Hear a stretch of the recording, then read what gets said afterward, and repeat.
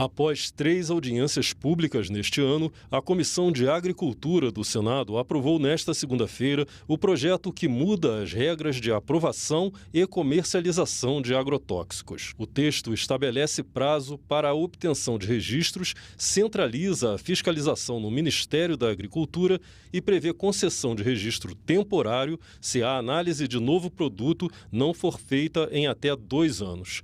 A proposta tramita no Congresso desde 1999.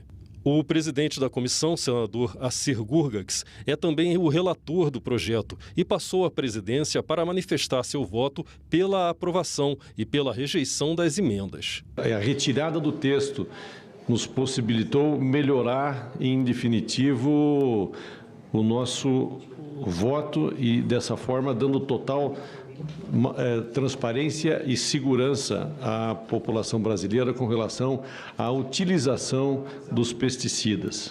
Por ser a única comissão que analisou a proposta, cabe à Comissão de Agricultura votar também os aspectos de constitucionalidade e juridicidade do projeto.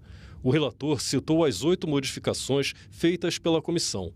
Uma delas, a que trata do registro de produtos com maior risco de doenças crônicas e estabelece ajustes nas condições de uso dos pesticidas. Uma pessoa pode estar toda ela paramentada para utilizar o pesticida, mas isso não quer dizer que a população não venha possivelmente ser prejudicada. Com esse termo, tirando as recomendações de uso, nós eliminamos a possibilidade da utilização de qualquer que seja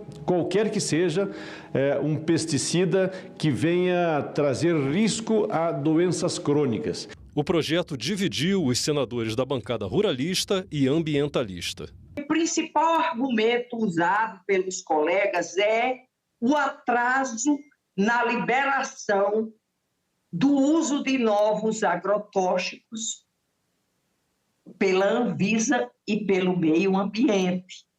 E esse argumento não existe, como eu mostrei aqui.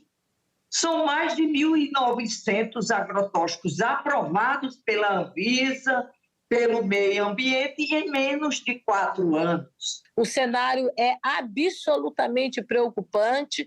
Nós tivemos aí, nos últimos anos, mais precisamente nos últimos 4 anos, um aumento exagerado de liberação de agrotóxicos. Quando fala, a colega Elisiane, falaram de 1.900 produtos, são totalmente genéricos. Produtos já registrados, são novos produtos genéricos. Um novo produto leva 6, 7, 8, 10 anos. A questão é muito similar aos medicamentos que nós usamos. Justamente por quê? Porque a tecnologia, a inovação, eles vão aperfeiçoando cada vez mais esses defensivos agrícolas.